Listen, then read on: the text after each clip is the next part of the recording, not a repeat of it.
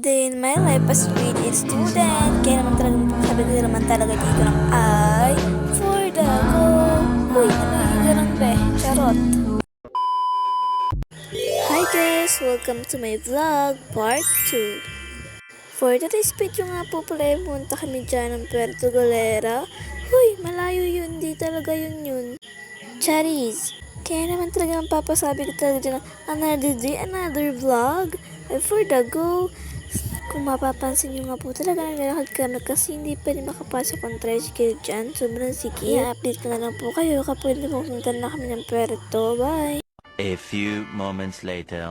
Fast forward na nga po pala at nakikita ko na ang Puerto. Hala, hindi lang ikaw nakakakita. Si Larina. Ayun lang ako, takapakit lang dyan sa inyo. Tamang baliktad lang ng camera dyan.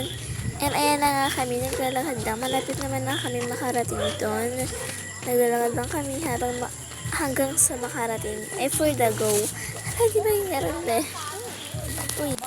Sa wakas, we're here na sa Puerto. Fast forward nga po pala, and then nandun na po tayo sa pinakang pupuntahan natin. At kung napapansin nga po pala guys, may bundok sa likod ko. Yun nga po pala ang Mount Marindig. Kadalasan po doon kami pumunta kapag available kami lahat. Kita nga rin po pala ang view sa amin dito na kung tawagin ay 30 o Tres Reyes. Kaso di lang kita yung isa kasi tabon.